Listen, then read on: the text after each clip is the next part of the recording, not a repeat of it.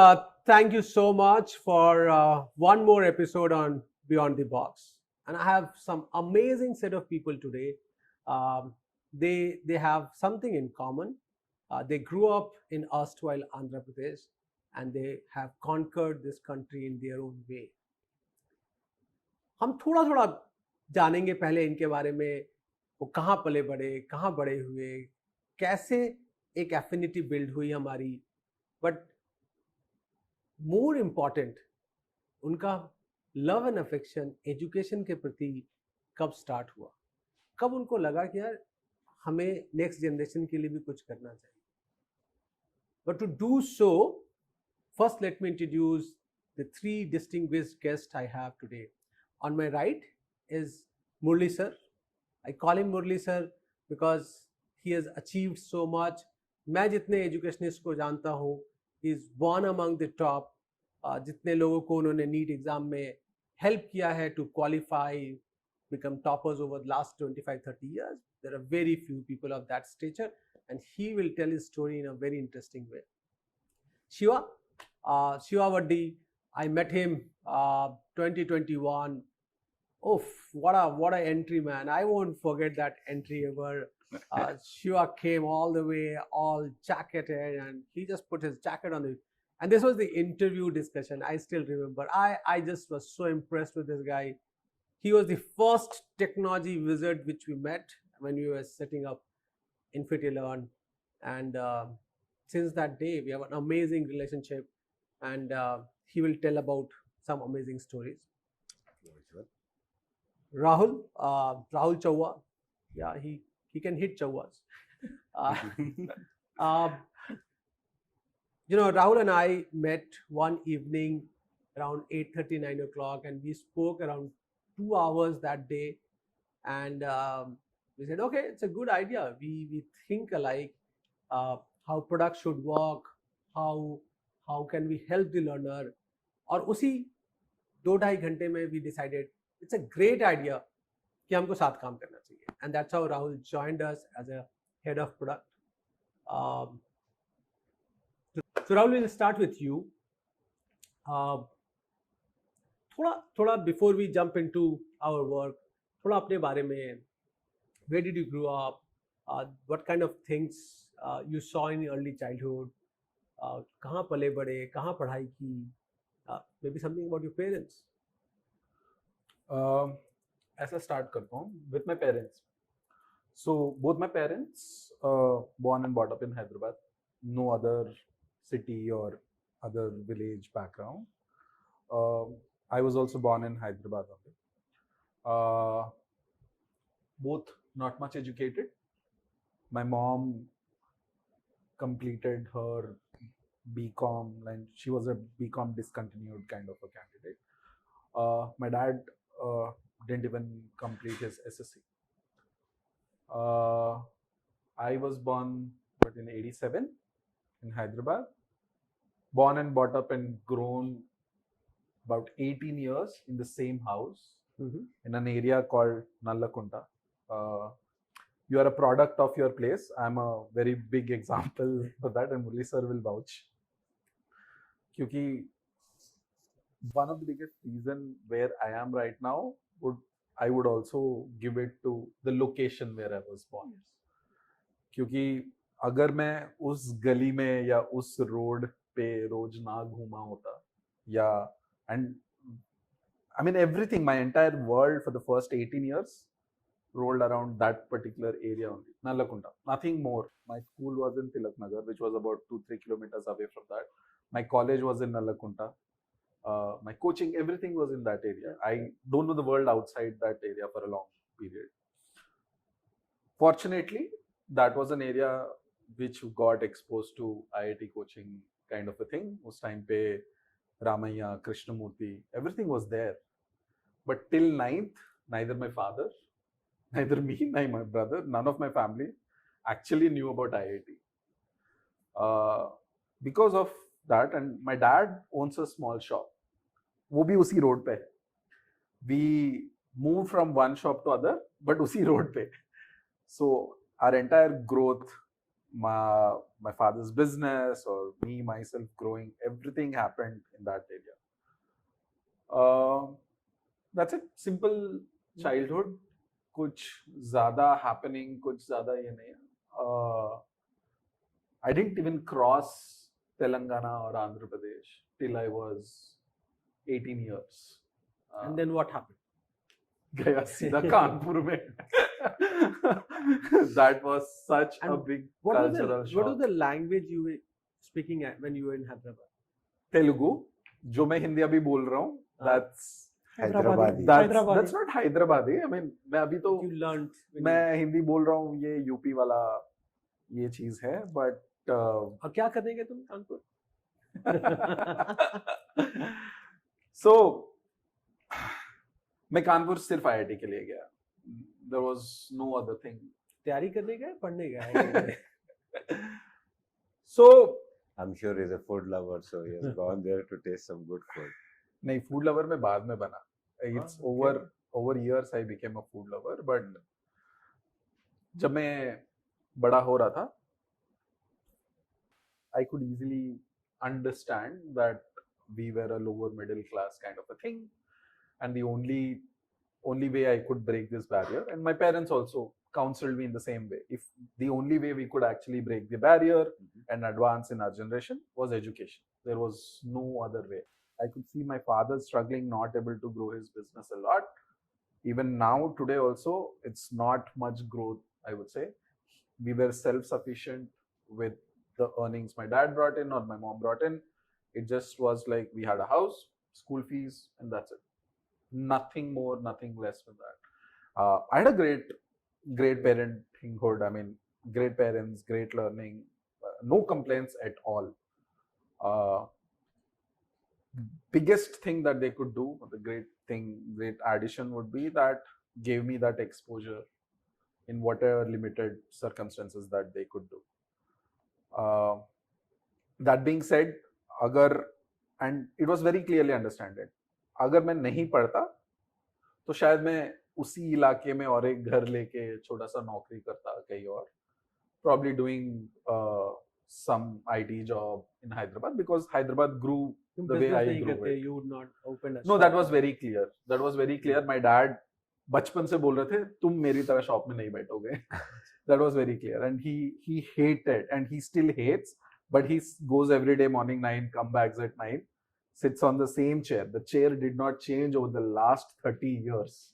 It's the same iron chair. And when I got my first job, I wanted to change that chair, and he said, "Nahi, this chair is there and it has to go with me. It'll stay." So I would have not done a business. So it was very clear. So I wanted to get in a very good college. I wanted to do engineering. I didn't know exactly what engineering was, but I wanted to get in a good college. I got to know about IIT about end of 9th class and early 10th class. IIT का full form भी नहीं पता था, and मेरे dad के दिमाग में तो ITI चल रहा था. अभी भी नहीं पता. So that happened. But college में क्या full form चलता है या फिर college में नया कुछ और full form होता है? कुछ और. भारतीय प्रौद्योगिकी संस्थान. So IIT was, I mean, वैसा मुझे सिखाया गया था कॉलेज में जाते हुए. So कोचिंग वहीं पे हुआ, उसी इसमें.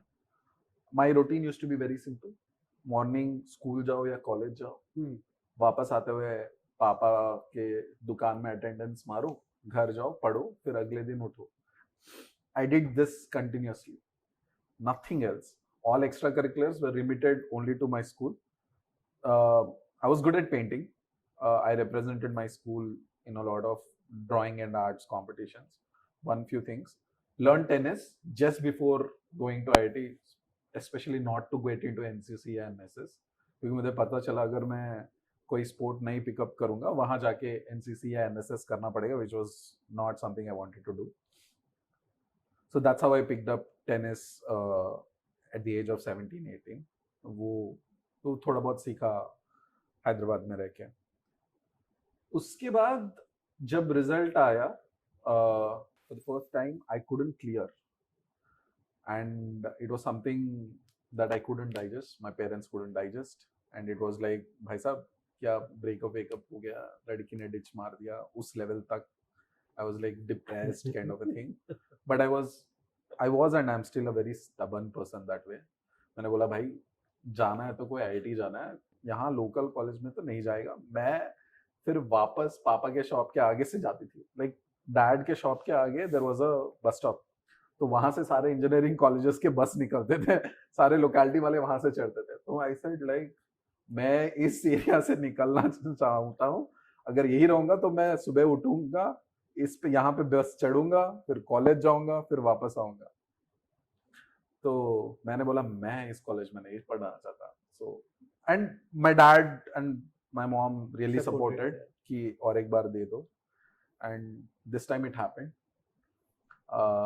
काउंसलिंग में जब मैं गया, my mom and dad were like behind me कि हैदराबाद से सबसे पास चेन्नई है, चेन्नई के ऑप्शंस डालो. That's till now don't know that I didn't even put one Chennai option. It was all started with Kanpur, Bombay, Kharagpur, even Guwahati, everything. Like Guwahati, Roorkee, but not Chennai. I was like, I will not come back. Like I will not be so close that I would have to do like a regular visit to Hyderabad. मुझे अपने आप थोड़ा जीना है. That was very much understood. So I got into Kanpur, and the only reason was Kanpur was the topmost college in the country, and it was very clear I had to change the kind of exposure I was getting from the world. I could see the difference between me and my friends who just went to IIT, एक साल वहाँ exposure मिलके वापस आ गए. The kind of exposure that they got was really, really good. So that kind of an exposure is what I wish. Not about which engineering branch, not about what I was studying. उसके बाद जिंदगी क्या होगा. It was just clear exposure.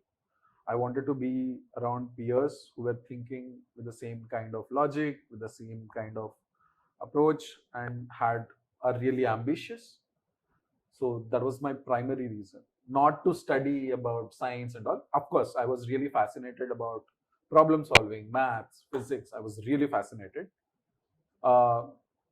Uske alawa, but the primary reason was exposure. And that really happened. That's very good. Murali sir, how much you are ready to let us know about that part of your life? Yeah, I was born in Krishna district of Andhra Pradesh, and my schooling has been partly in a village of less than 5,000 population. Oh wow. Yeah. And partly in a town, which was a panchayat, not even a municipality at that time. My grandfather was a teacher. Mm-hmm. My father was a teacher. I had no plan to become a teacher actually, but ultimately I also became a teacher. What motivated? What brought that change? What brought that? Yeah. Actually, my brother was into PCM. So naturally, people said, "Aap PCB le lo."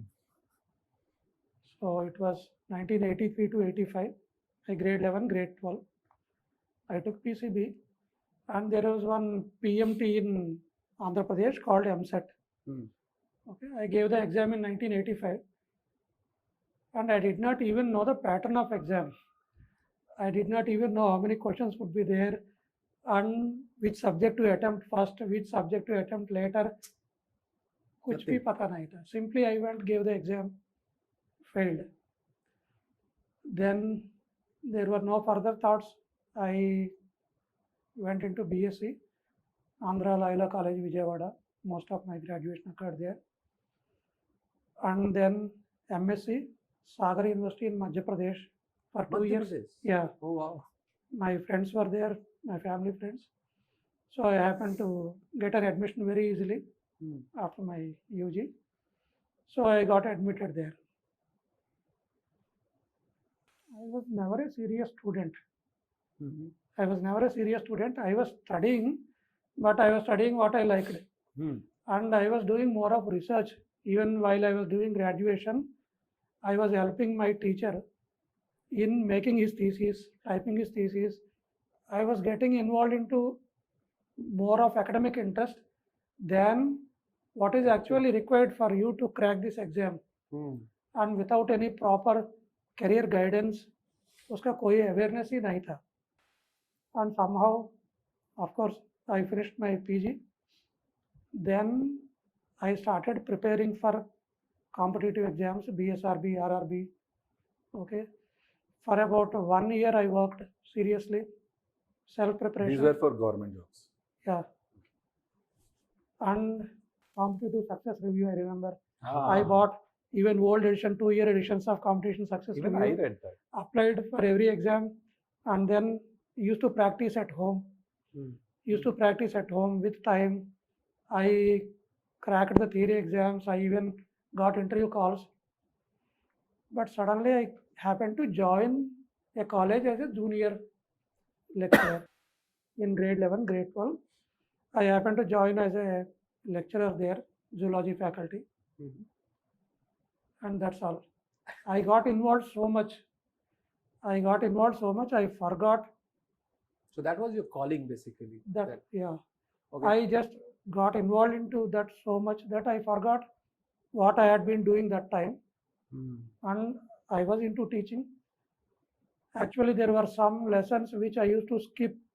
In school, I skipped because it is difficult. In graduation, I skipped. In post-graduation, I skipped. Once when I became a teacher, a lesson was there, classification of mollusca. It was very tough for me. I had to teach in the next day in the session. So that particular day, evening, I took the book and went to the terrace and then tried understanding, cracking, analyzing, prepared a comparison. In 1 hour, I realized it is how easy it is. I had been avoiding all the time. इसमें इतना मुश्किल नहीं है. But I was feeling like that. I could successfully deliver the lecture. As a matter of fact, classification of animals is a chapter which many students, teachers feel very, very difficult.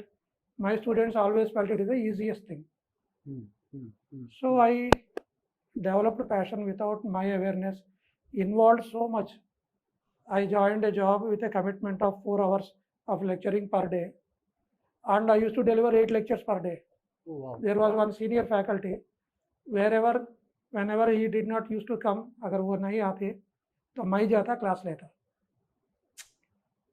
So he took advantage of that, and he stopped coming to college on a regular basis. I was engaging the classes. After a few months, management called me. Are you expecting any hike in your salary? Because your commitment is 4 hours. आप तो 8 घंटे कर रहे थे. Do you have any expectations? Please let us know. We are afraid what you are going to demand. I said ऐसा कुछ नहीं है. In 1 year, I got 3 years of experience. That is more than enough. I am enjoying what I am doing, so I don't mind that.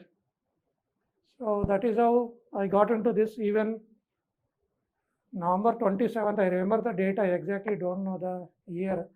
I had to go to an interview. I was working at Bodhan, Nizamabad district. All my schooling was in Andhra, but all my service has been in Telangana, Kodad, Bodhan, and then Hyderabad.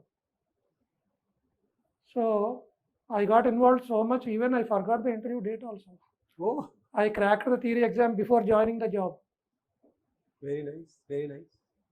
But very few people have that kind of dedication. You spend a huge amount, and we'll come back to you on how the Sri Chaitanya journey on that.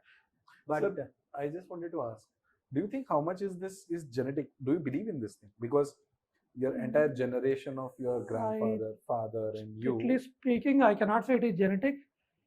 It is the influence of your environment. My dad, what all he earned throughout his life was only few hundreds of books. There were 3 cupboards in my house full of books. So he did not buy any land, any houses, nothing. And he spent whatever he earned on buying books. I was also a bibliophile. okay, During my UG, PG, I was buying books. I was staying at Sagar where there were no bookstores also. And I used to come to Hyderabad and collect all the books which are available. And then sometimes Bhopal, there was some British library in Bhopal. Mhm. So that was the nearest big library. So I was also thinking whether I can have a subscription, go there and read, come back. And people of Hyderabad bookstores know me so pretty well that whenever I go there, they would say, there is no other book which you had not bought. Or they would say, एक ही किताब आया जो आपके पास नहीं है. And but these books will be subject books or generally?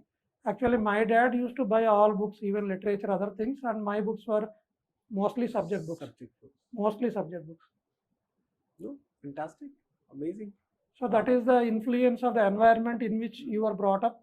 As Rahul was saying, no, Nallakunta in Hyderabad is the hub for coaching for competitive exams, IIT coaching. So many centers were there. That type of awareness about competitive exams is what I lacked. So I thought that is what I should give to my students. Very nice, very nice. Shiva, a little about where did you grow up? Born in Hyderabad as usual, but my childhood was mostly in core of Telangana. So a town called Kottagudem. After 1 year, 1.5 years, my father had to move to Kottagudem because of job. And my childhood till I was 9, it was mostly in a town called Kottagudem. Okay. And how far this is from? Kottagudem is about 200 kilometers, 230 kilometers from here. He used to work for a company called Singareni Coal Mines. And from there, his transfers used to happen wherever the Singareni College used to be there. So from Kottagudem to Belampalli, that is Adilabad district, which was one of the remotest places back then. And initial till 4th or 5th grade, I was studying there.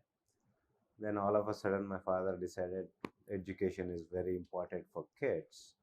And then he decided to move his family.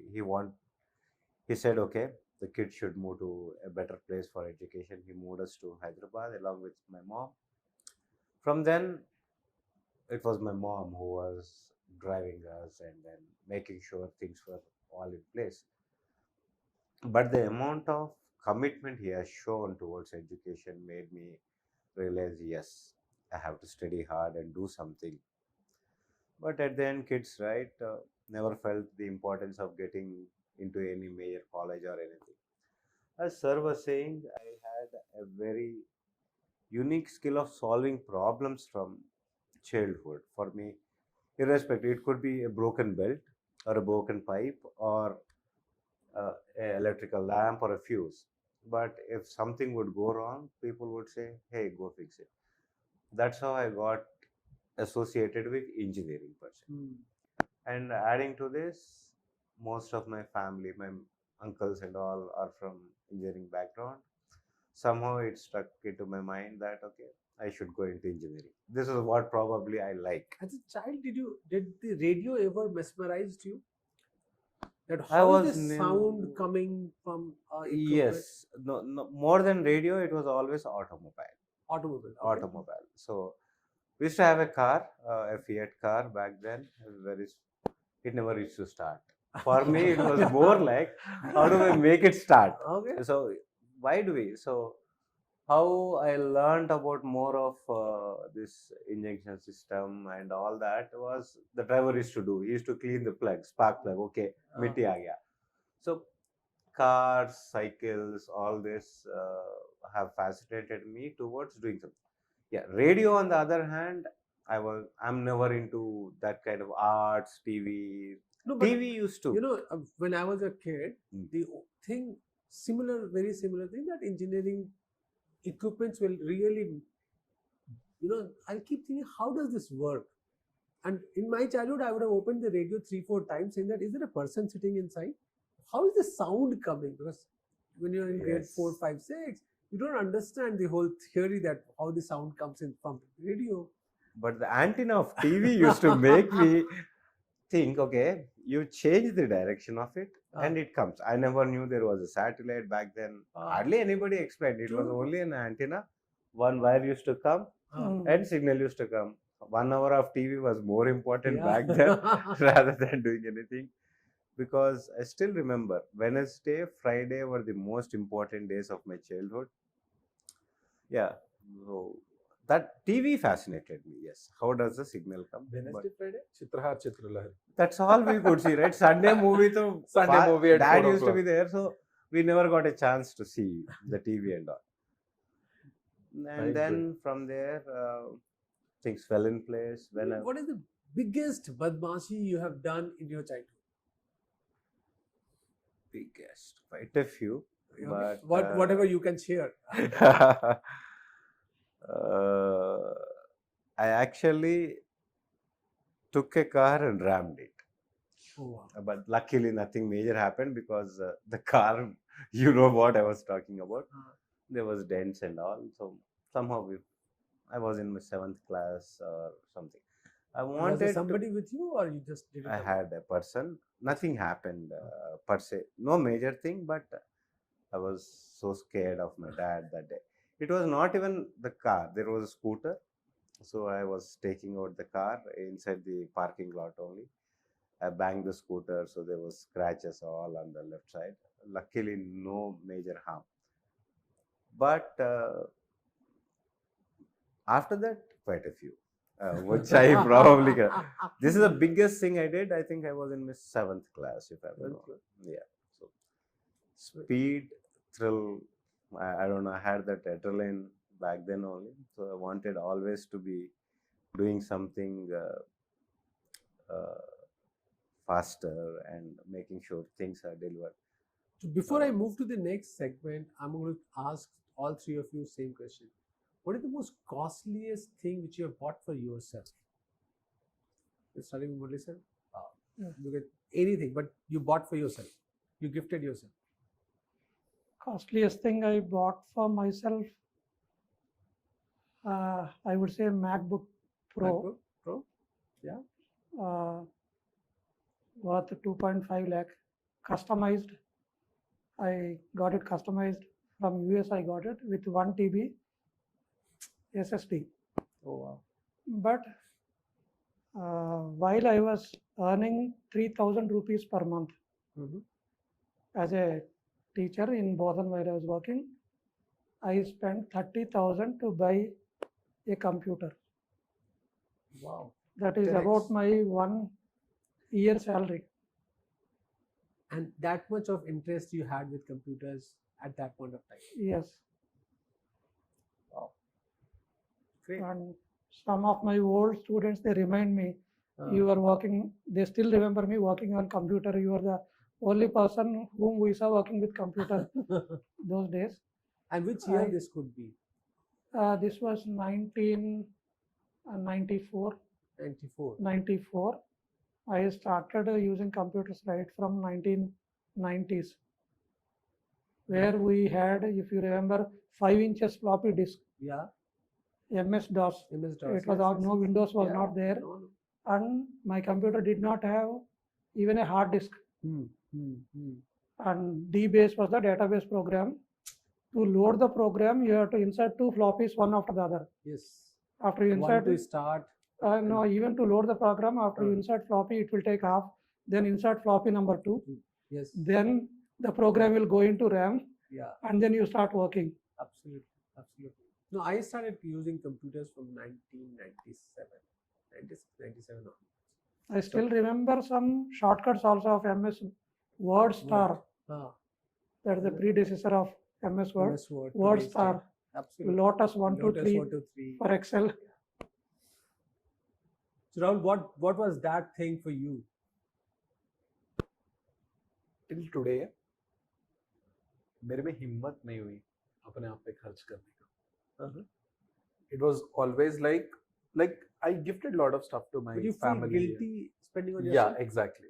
Yeah, because even when I wanted to buy a Mac, though Office was providing me another laptop, I wanted a Mac kind of a thing.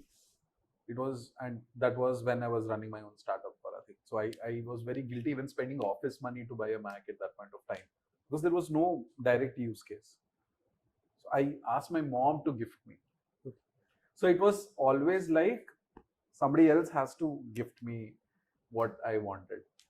Even that curved screen that now I have in my office was also something that, even though I could actually buy that, even after having capacity, I always ask, Mom, can you just gift me this kind of a thing? And she used to gift. She understands that mindset. That particular mindset. But I have a fascination of mechanical clutch pencils. That are something that I really spent. So that was a want, not a need kind of a thing. So rotring clutch pencils were something that I bought, and these were like, so it's cost wise they're not very costly. They'll be about 12,000 kind of thing, but for a pencil spending about that much is too high kind of thing. Yeah.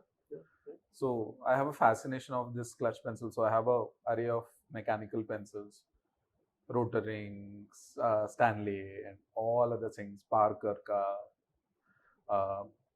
I have a series, like when I show, not everybody has fascination or passion for stationery, but when I show this entire collection, once Mohit in our office was like, बाप रे बाप आपने इतना खर्च किया? हाँ, मैंने बोला 1 लाख तक तो है मेरे पास खजाना. So that's like, together they cost somewhere about 1 lakh kind of a thing. But if I had to say what was one thing which I gifted myself, which was luxury kind of thing, was this chashma.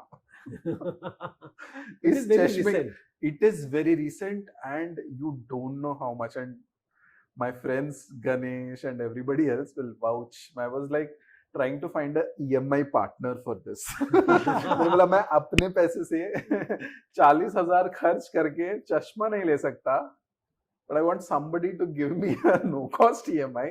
मैं दे देगा और मैंने थोड़ा खर्च कर लेगा. So Shiva, what was that? Car? No.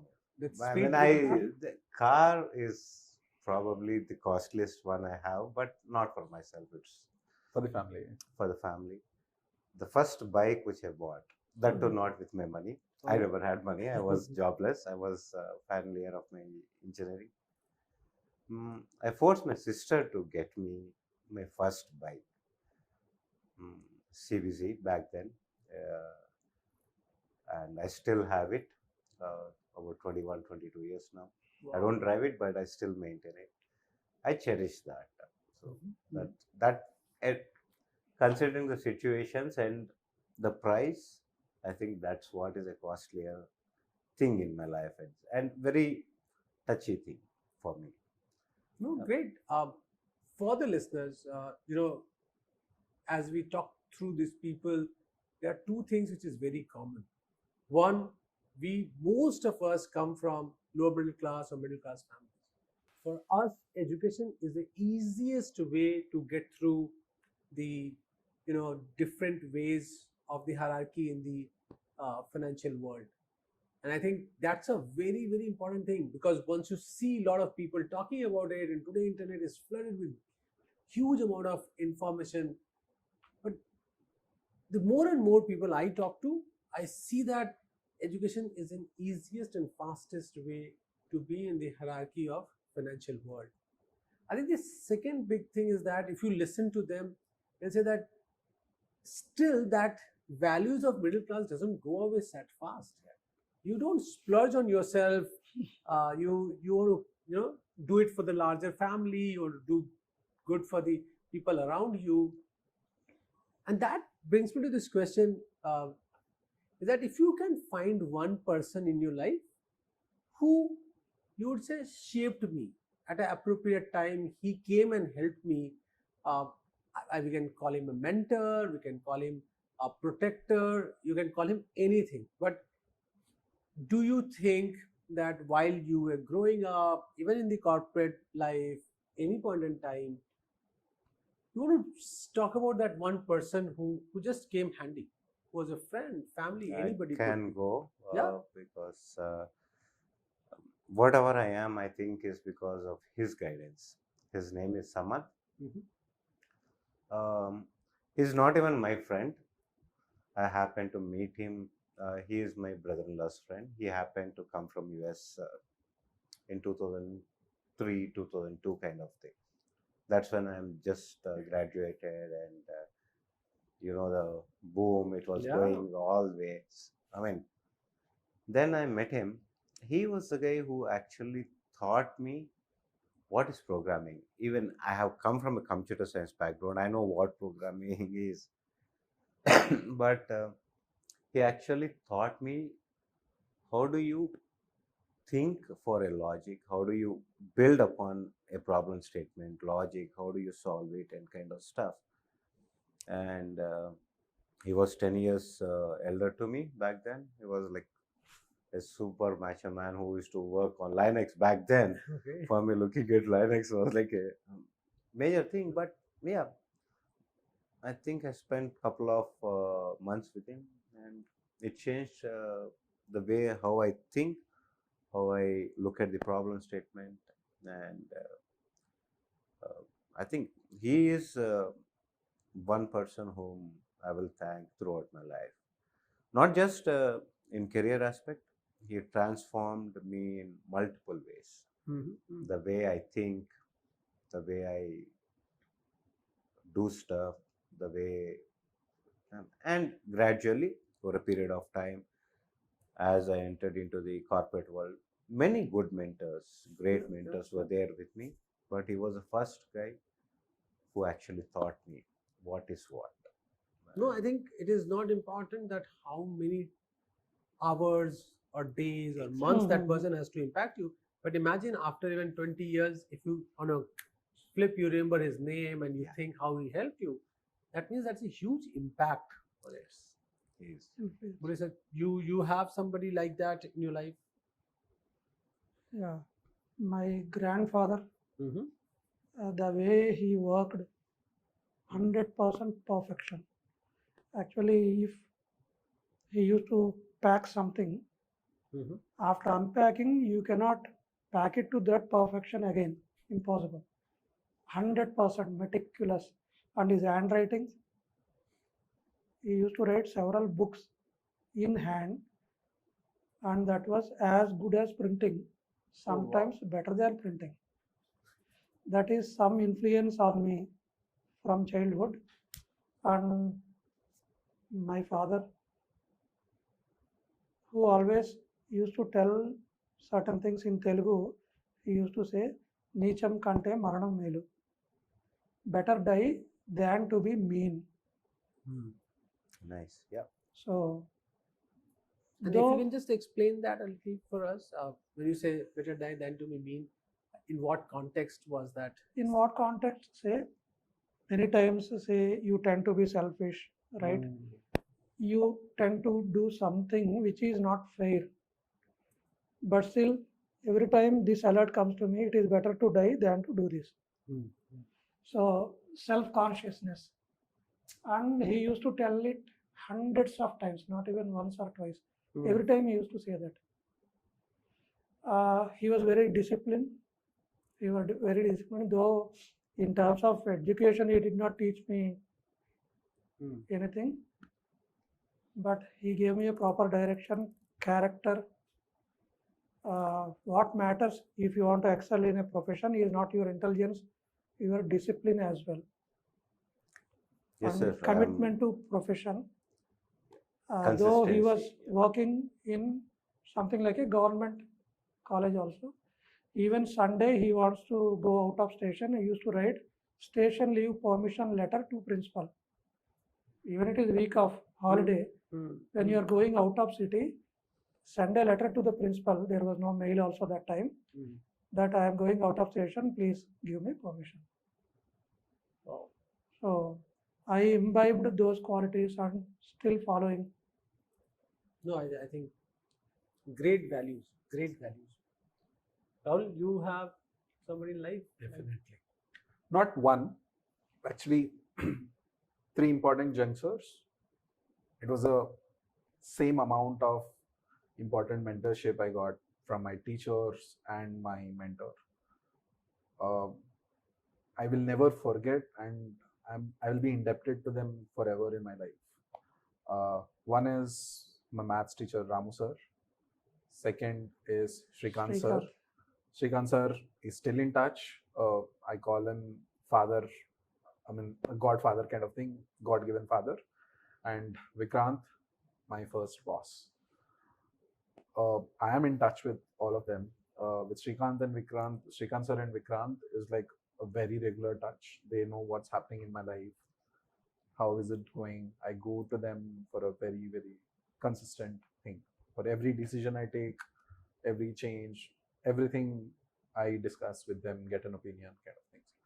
So whatever I am, I would say I would dedicate to these three people, especially Ramu sir and Srikanth sir. These were my go-to people, and I will be forever indebted. And if you got to see this, Ramu sir and Srikanth sir, Sorry. I take this name n number of times in my life, and you know how much I value you both. And this is like a dedication that I would want to give. And I will always be indebted. I will never ever forget their particular things. So that's the value of teachers.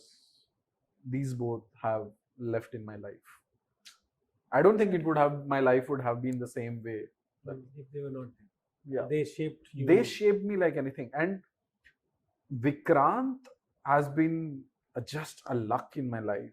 I mean, just after I couldn't clear civils or something, when I had to choose a regular corporate job and a startup or something, I got in touch with Vikrant. And though I worked in a corporate before that, he was my literally first boss. The way I speak, my conscious emails, how I greet people, how I introduce myself, what is the kind of strategy, all that, if you dig deeper, it'll be Vikrant. I can correlate. And it's even how I introduce myself, like, hey, Rahul. I used to copy him like anything. So all the fundamentals of these things and how to approach even life or career or something. Though he is like a billionaire, right? One of the early unicorns of India, he's still approachable. Very down to earth person. Just a call away, he's always there. Just out of college, that is where the spark starts. Yeah. And I can correlate. I had a very good leader, per se, my team lead when I joined Wipro. He was a super coder. When you join recently, I'm an intern, and then all of a sudden I see someone who is doing stuff in like 8 hours, which the other people are taking about a week. They leave a mark saying that, hey, this is how you have to perform. I can definitely correlate with the first boss you have. For me, it was a team lead. Okay, as we move from segment A to segment B, this is a lot more about what's happening in the society, how we work, about our own organization. I would love to hear, because you take care of product, you take care of content, you take care of technology. When you hear this noise about, edtech is not doing good, oh no, this company is shutting down, what happens to you? How do you capture this information? Is there something is happening at your home, or different kind of discussions happening? Society, you meet a lot of people. What is the kind of noise which you hear, and what happens to you as an individual? Fine. Say tech is not doing good compared to pre-COVID. Yeah. It is doing far better. Very nice.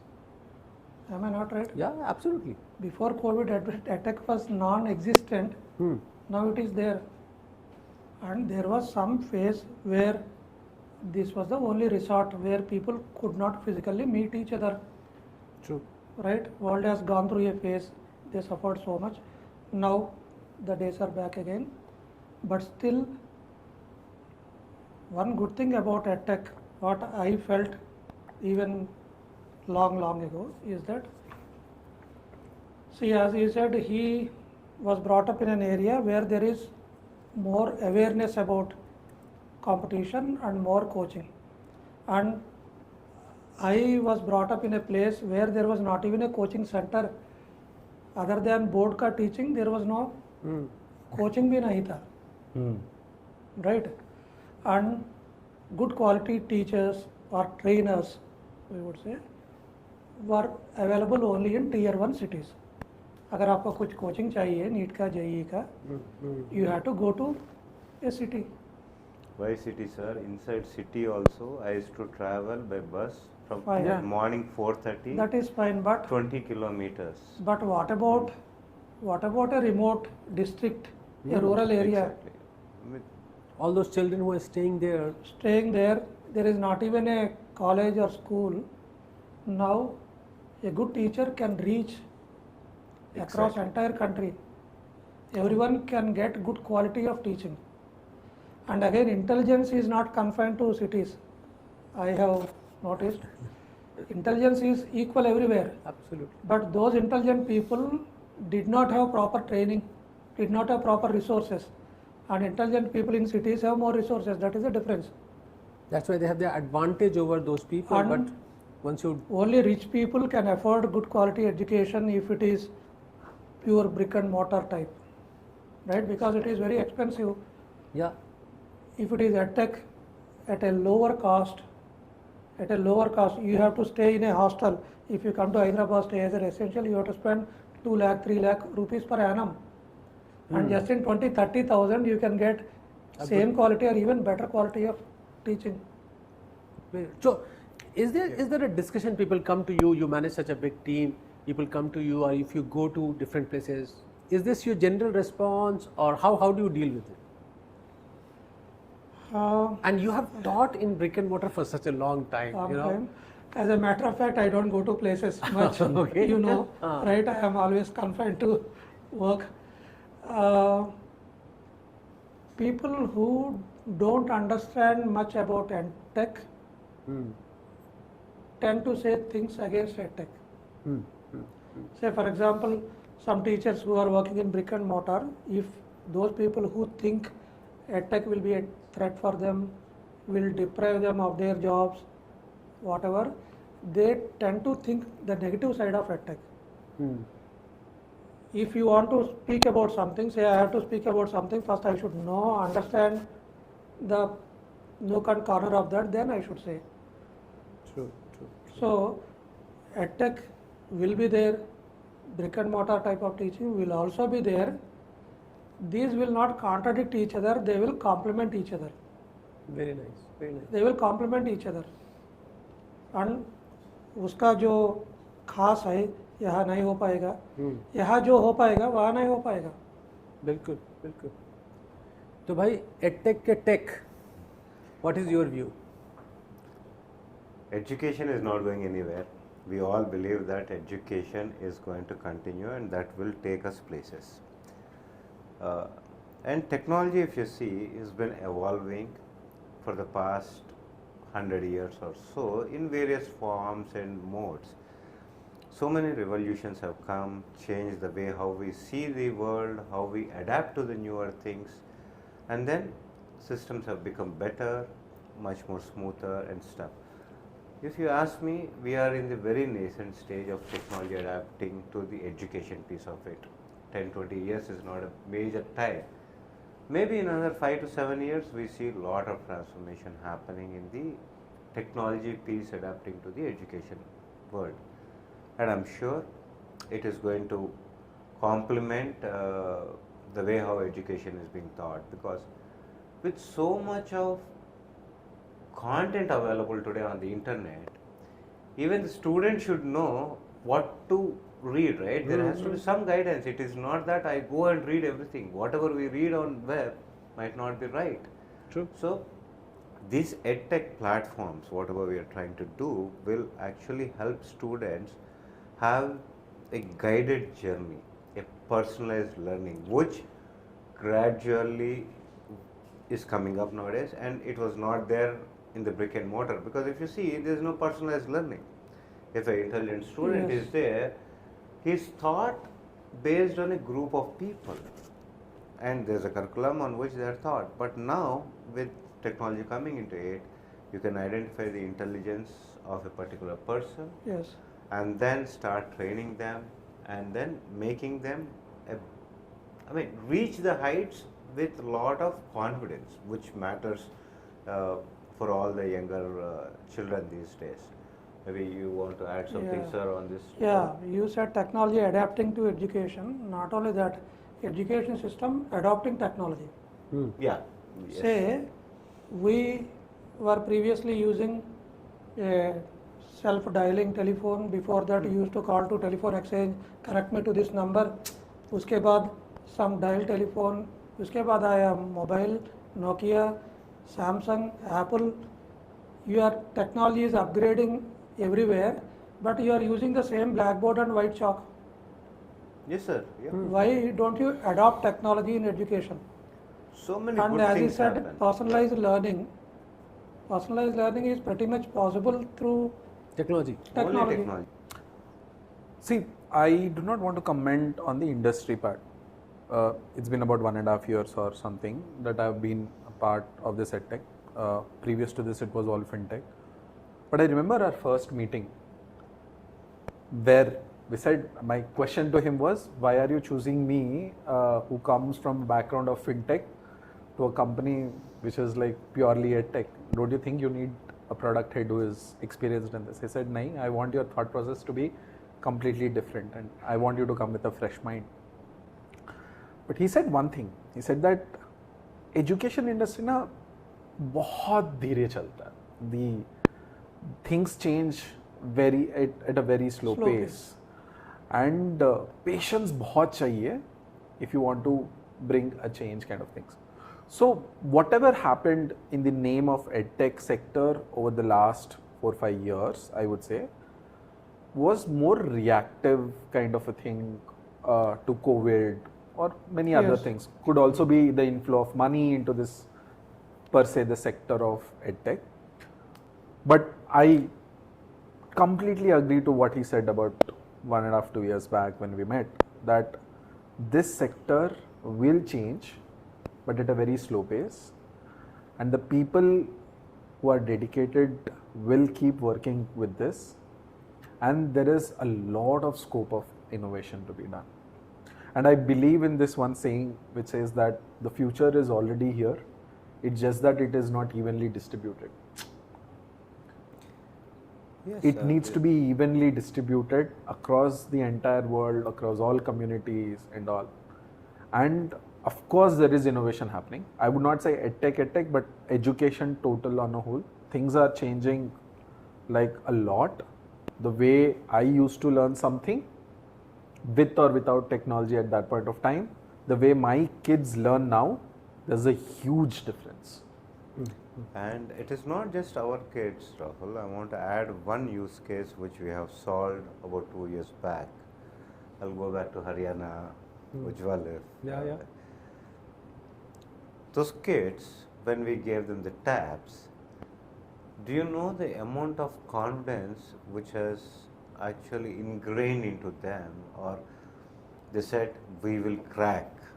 We will make sure one of us will get into a premier institute. They are like, Ujjwal can add more about that. So we were doing this government project for government of Haryana in Nuh. Nuh is a Mewat, or Nuh is a district next to Gurgaon, and this was a very underprivileged kids whom we started working with. It was the first year of our operation, and we'll give them internet and they will consume it watching YouTube or some Instagram, and then so much of challenges. But what a batch that was. And that changed my thought process about what EdTech is. I mean, I joined EdTech to solve some technology problems. Post that batch, it became a passion for me to solve the education problems. See, when I used to give a solution, they used to adapt to the solution and then start working towards on whatever is the limited availability of the resources they have.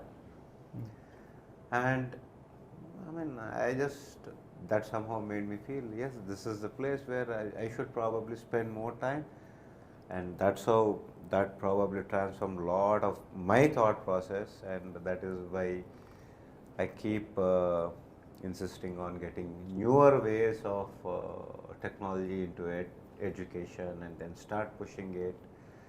And as it is, thanks to Murali sir, he pushes us with all his experience. And Point, Shiva, when people say that is EdTech doing well, and I only ask one question. Don't look at companies. Just stay put in company. Just look at learner behaviors. exactly, yes. Are they using more technology to learn? Are they using less technology Less to learn? technology. And if they are using more technology to learn, then what makes you think that EdTech is not doing good? Yes, certain companies, some packages, some pricing, they are learning from YouTube or Instagram, they are learning from my platform or your platform. But per se, if you ask a question to a learner, what is the weight of earth? Give him a book, give him a phone, where will you go first? Phone. So He focus uses more on technology. It's like focus more on learning outcomes, not on income. Not on. yeah. And as a business, we'll have to focus both. But I think the first primary thing is the learner is learning, and they're using some or the other platform to learn. Then we have to find out why they should come and learn with us. If we can answer that question, I think every other question is easy to answer. And Yes. I keep saying, look at your learners, look at your end consumers. How are they behaving with the overall industry? This was as expected. I will not forget our first day conversation. It's exactly how you described. कि भाई जान ले तू किस पे आ रहा है.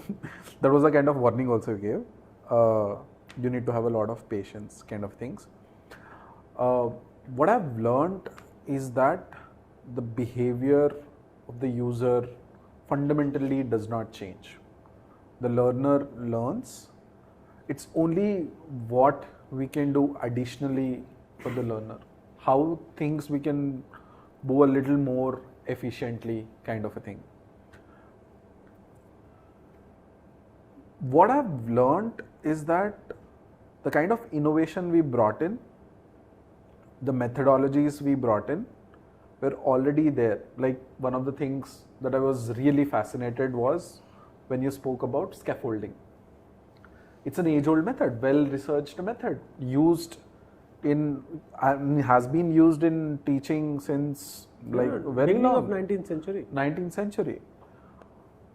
Trying to get that kind of an experience through technology, that was really fascinating for me.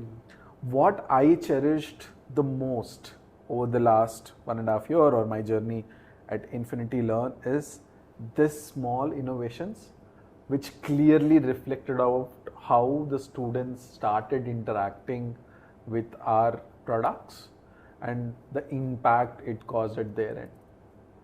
It was never anticipated. This clearly shows the kind of innovation that can be brought in EdTech. It was not like big innovation we did, like live class, assessments. These were already done, dusted. We did it in a much more efficient way, probably. Assessments, though, I would say that people solved it in a very different way. Add a small thing here. Inside assessments, create your own test. Create your own test. I was about to say that particular that- thing. That small thing, I would say, and full credit to be given to Sushma Garu for that particular request. I mean, somebody coming from that kind of a background, the requirement that she gave turned it into a product innovation or the kind of thing we build as a service, create your own test. The kind of engagement we see on our platform, that is really crazy. And even that is how even our sales guys, when they give a demo, that is the most used tool. All of us are learning every day. Every day, yeah. Now imagine if I put you in a time machine and say, basis the learning which you have today, if you go back and change one thing, what will you like to change? The way I prepared for my IIT exam. Oh wow! Yeah. So what is your advice to the learners who are preparing for IIT exam? Don't get scared. Give your best. Be committed. Be committed. Yeah. Be committed. I mean, you cannot deviate your focus by getting or seeing or hearing like. So that's the advice to the young Shiva who is still 16-year-old. Yes. And Today today I you did that start- mistake. I know. I mean, Yeah. what the mistakes. It's not the guidance, not the availability. It's being committed. been committed to And that. I respect Rahul for that. He Stayed did a committed. mistake. He stayed on the path. He achieved it. So it's not about IIT, but anything in your life. You need to Rahul, be. in the time machine, what will you do? Where will you go? I definitely want to go just after writing the exam because I know I cracked it. I don't want to go back or even tweak one answer or take a risk or something. But post giving the exam, probably I'll tell you, with the limited exposure that we have, I always thought maths, science were the only supreme subjects or something like that. I was not into a lot of literature, design or arts at that point of time. But later in my life, post IIT and all, during my civil services preparation and all these things, I realized what is the beauty of other subjects. What else is there in this world apart from IITs or engineering or science or doctor, these things. That's the beauty and one of the passion that I really could not develop later. It's really difficult to get into design. I love design. I really am passionate of design. The kind of sense of design that I developed is something that it is pure love for that. Given a choice, I would want to go back, choose architecture, probably in IIT Roorkee. I would easily have gotten that. In IIT Roorkee or IIT Kharagpur, there is still a beautiful program. I would have been an architect. Very nice. I definitely would have gone into that route of design. Not that I don't enjoy technology or the things that I do right now, but I would want one to change. learn, definitely architecture. Police sir? Maybe if there had been a time machine, I actually don't want to think that way. I would have not become a teacher.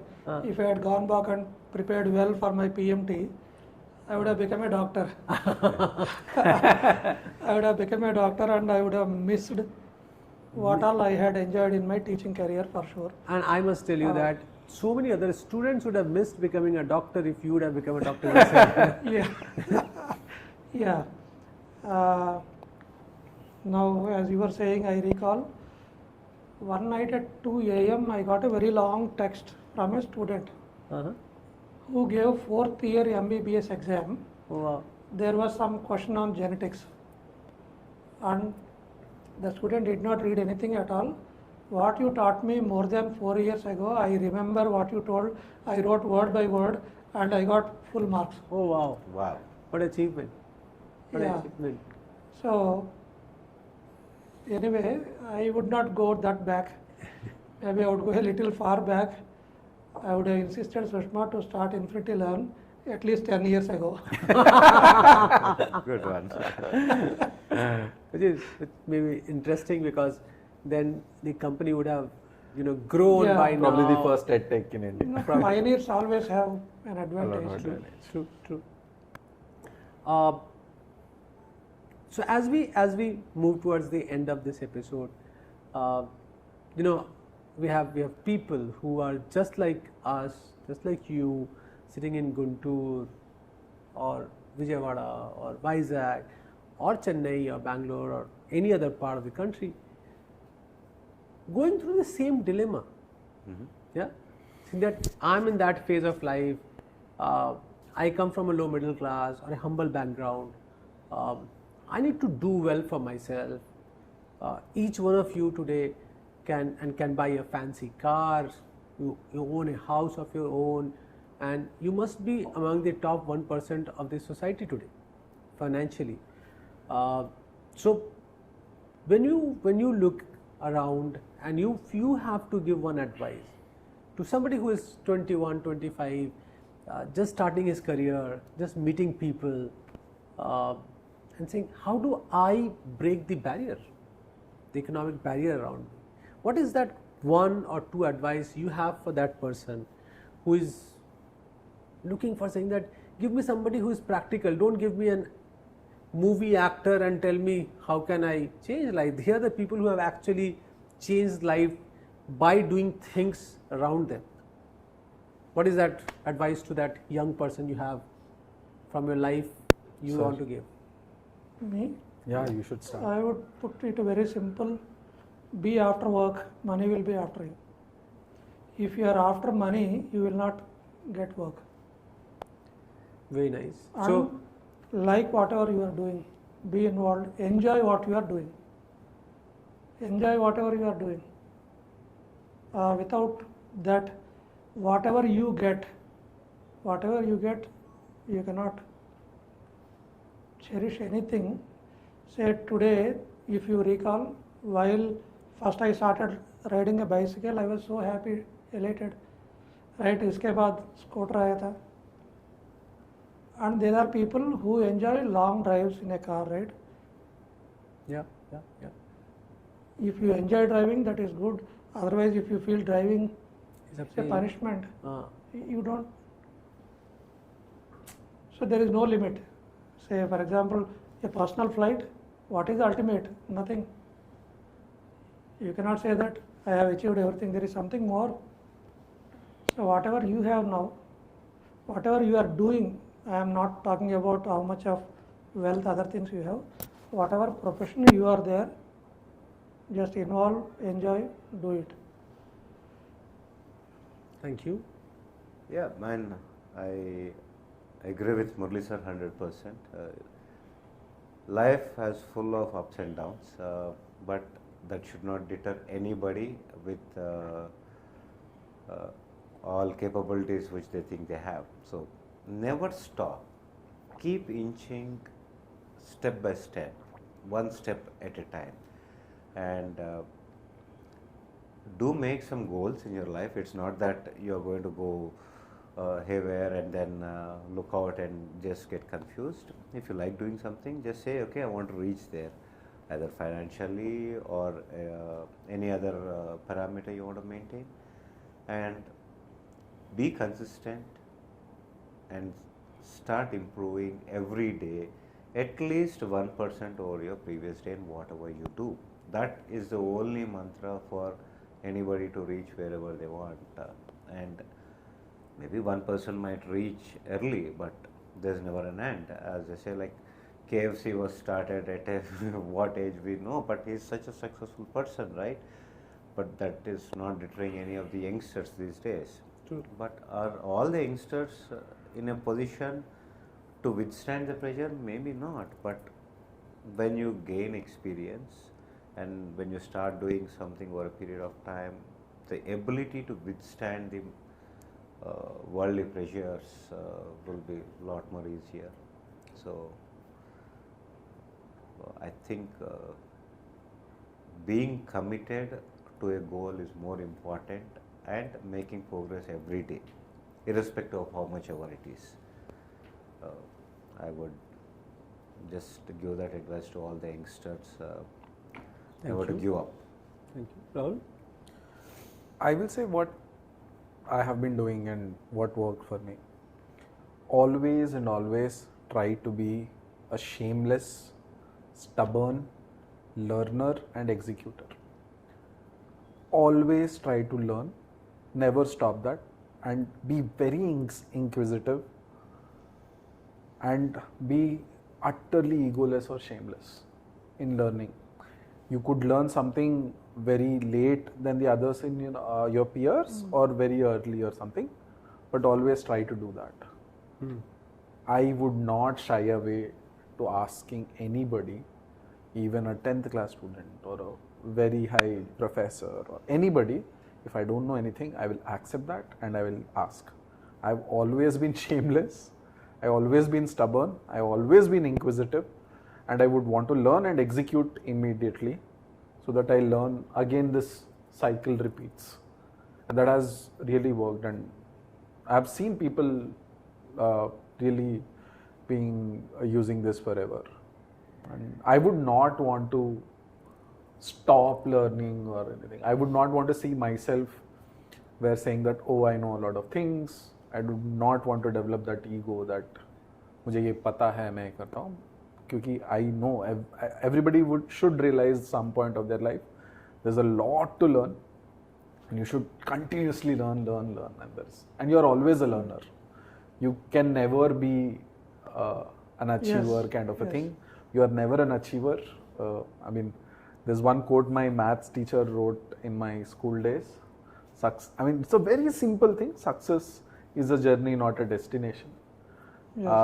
I think it is just a journey. You can't stop at one point of time, and you have to keep learning.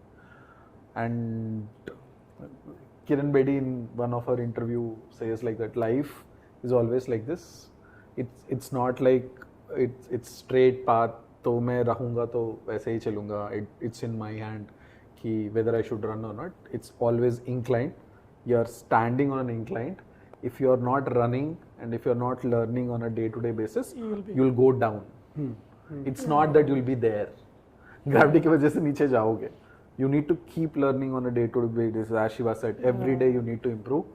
To even stay at that point of where you are, there is a little amount of learning or effort that you need to put on a daily basis. Yeah, you rightly said success is not a destination, it is a journey. It's a journey. And they also say there is nothing like the ladder of success. It is a greased pole. Yeah, exactly, sir. Well said on the sand slanting. The moment you stop doing something, you fall down. You fall down. You go down. It's not that you're staying there. Interesting, because a lot of people who are listening to you guys, and if I say that when I'm in the moment, then I forget that what else the universe has planned for me. So when you missed out on that medical exam, you would not have thought at that moment that you will produce so many doctors. By you becoming one doctor, universe was not happy. Universe wanted you to produce many more doctors. When you missed out on the IIT exam, but you became a fantastic engineer. Yeah? When you chose that, okay, I'll take a drop that year, you could have done 100 other things. But taking that and say, no, I'll take one more chance and I will try to. I think if you listen to these stories, you say, our job is to put effort every day. This larger universe has great plans for us, and just because today I am not successful does not deter me to come back tomorrow morning with the same vigor and continue to just keep doing. Today I am successful, tomorrow I am not, I am today happy, I am today not happy, but that's how the life is. And I was listening to you guys and I was thinking that where is this episode going and how can this help our audience? But I think this is the biggest learning, even for me, a little bit of reflection, saying that here are three individuals. They have 10 plus years of experience, 25 years, 16, 17, 18 years, and look at them. So much of depth of understanding and knowledge. Here is one student who has not done very good in 10th and 12th start thinking that, oh my goodness, what next?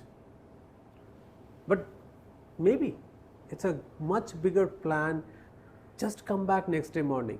Just start preparing next day morning and life will be so good. So guys, I think this is where we're going to bring the end to this episode, but this is what real life is. There are people who are spent 10, 12 years in the industry, 15, 16 years and 25 years in the industry. They all think the same way. All that you have to do is bring you back every day on the work. You're successful or you're not successful today is not going to define tomorrow. What you do today will define tomorrow. On that note, thank you so much. It was great talking to you. Thank you. Thank you very much. Thank you. Thank you.